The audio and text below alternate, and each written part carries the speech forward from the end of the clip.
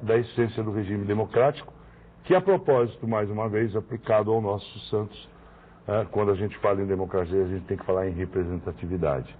O Conselho do Santos, como o nome indica, é deliberativo.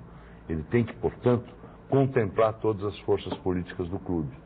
Eu acho que isso ajuda a oxigenar, isso ajuda a trazer luz à administração do Santos.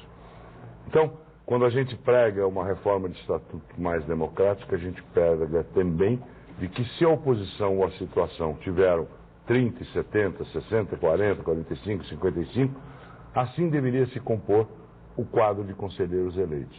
Porque assim oxigena o clube ao debate e à deliberação e não apenas à imposição da diretoria. Se bem que tem muito conselheiro que muda de opinião quando ele vê que não tem... Saudável também. Mas tem muito... Desculpe aqui que eu vou falar, eu não tenho papas na língua. Eu, quando era mais jovem, eu media muito as minhas palavras. Hoje, talvez mais com a minha vida bem tarimbada, me dá esse direito. E bem sucedido. Obrigado. Tem muito conselheiro que muda de opinião. Uhum. É eleito com o Luiz Álvaro, aí te faz um pedido, você não atende e ele fica contra você. Uhum. Quer dizer, isso aí não é. Teve um que disse assim, poxa, eu assinei a chapa X porque não fui convidado para a chapa Y. Falei, então, você assinaria qualquer chapa, então? Não, eu acho que se vê, olha, tem o Fernandinho Beiramar, está fazendo uma chapa no Rio de Janeiro, lá dentro do presídio. E olha, a chapa da situação e da oposição não tem vaga. Mas a do Fernandinho Beiramar tem, ele não preencheu ainda. Aí pode, ele vai e se inscreve naquela. Ele quer ser conselheiro. Pouco importa a filosofia.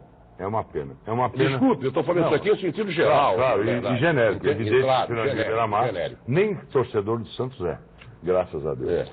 Mas o que eu acho é o seguinte, eu acho que quem se decide a ajudar o seu clube por pura paixão, porque o conselheiro não é remunerado, o conselheiro não ganha nada, exceto uma carteirinha, eventualmente algum desconto no ingresso do clube, ele tem que fazer por convicção. Não, desconto não tem não. Nem desconto. Não. De conselheiro, tem desconto tem de sócio.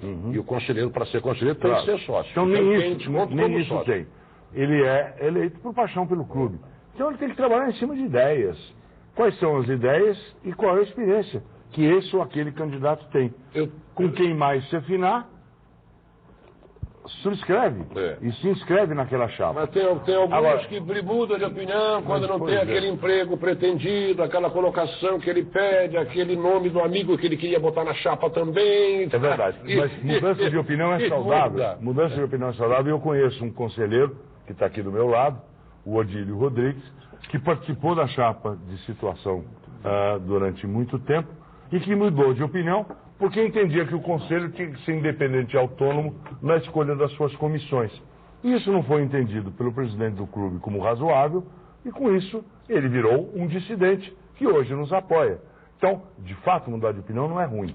O ruim é se manter teimosamente com apego ao poder e com apego à caneta, porque isso não é saudável e isso não é democrático. Estou com meia-noite e 17, por favor, me ajudem, senão eu estou frito. Vamos lá, rápido. Eu vejo como um dos grandes problemas do futebol brasileiro hoje, muitas vezes salários exorbitantes de jogadores, salários exorbitantes de treinadores. Nossa, aí, mas... E a gente percebe que nas empresas privadas existe uma política em cima disso, existe até uma união entre as empresas, existem tetos, valores, limites, até para tirar um profissional do mercado de outra empresa, existe uma ética e um certo limite. Quero saber se você, com um grupo de executivos tão grande, pensa em algo assim, para o futebol em geral, não digo só para o Santos, para o futebol em geral, para tentar fazer algo diferente, ou se isso no futebol não é uma coisa possível? Não, eu acho que é possível. Eu acho que o G4, o Clube dos 13 já foi uma iniciativa que não deu certo. Não deu certo, não. Não deu suficientemente certo para mudar o rumo do futebol brasileiro, mas acho que pode vir a dar. O G4 eu acho que já é um progresso em relação a isso. Mas o que eu penso é o seguinte, na minha cabeça como empresário, como administrador, a remuneração do profissional que trabalha no Santos deve ser por objetivo e por desempenho. Nós não somos uma repartição pública em que o sujeito no fim do mês, trabalhando ou não, receba sagradamente o salário. Eu acho que nós temos que fazer, debaixo da ideia de uma administração profissional, criar os objetivos, criar um planejamento estratégico, contratar e remunerar pelo atingimento dos objetivos. E para isso, a administração precisa ser profissional.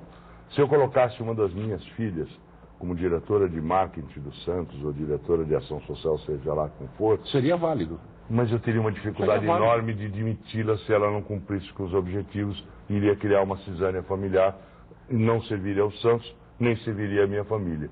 Eu prefiro contratar o José da Silva, que tem este tipo de currículo, esse tipo de experiência. Lá talvez não tenha a mesma confiabilidade que você teria com a tua filha. Mas se fosse assim, as empresas brasileiras não existiam, porque os empregados, os funcionários, os executivos são contratados a mercado e a preços de mercado. É o mercado que regula. E são cobrados por desempenho. Não cumpriu as metas, tchau e bênção. Meia-noite 19, estamos ao vivo para também a Costelaria no Rolete, a mais gostosa, a mais brilhante. Na Costelaria do Rolete você tem a suína, a bovina e a de cordeiro. Costelaria no Rolete, o Point. Pierre Machado 856, telefone 3225-6258. Costelaria no Rolete, na tradicional Pierre Machado. Também com a Santos Mania. Santos Mania no mês de aniversário, sempre como oferta especial para você. Santos Mania nas 4 lojas. Mais detalhes, www.santosmania.com.br. Ok? Antônio Márcio, por favor, a última pergunta, a penúltima depois do João, para mim poder tocar o barco, por favor. Luiz, aproveitando até a presença do Walter Schack, presidente da Votorantim, a Votorantim entra como parceira em todos os setores do clube ou apenas na formação do time de futebol? E quanto seria esse valor que a Votorantim investiria no Santos? Presta o microfone. Isso, por favor. Acho que essa pergunta é muito boa para esclarecer o seguinte: a Votorantim não tem nada a ver com isso. Tem a ver o Walter Schack. Deixa eu ligar seu microfone, o telefone está desligado. Tem que ficar com o apêndice no verdinho. Quando cair no verdinho, aí que você está. Eu sou ruim, tá? A área dele não é telecomunicações. O vice-presidente da Record é que nos apoia. É importante colocar o seguinte: nenhum desses empresários executivos estão colocando suas empresas a cargo ou para colocar dentro do Santos. A política da Votorantim é uma política única. Eu sou presidente da Votorantim, sigo as políticas da Votorantim e sou subordinado ao conselho para qual eu presto satisfações. Porque muito se especulou em valores, né? Por isso que foi a pergunta, tem muita dúvida do torcedor. O fundo de investimento que vai ser colocado por um grupo de executivos ou de empresários no Santos é da ordem de 40 milhões de reais. Esse fundo de investimento é um investimento que vai, junto com o Santos, escolher os jogadores e comprar os jogadores para que nós possamos desenvolver e ter um time forte e ter um time competitivo. Isso não tem absolutamente nada a ver com a empresa, mas sim recursos virão para o Santos.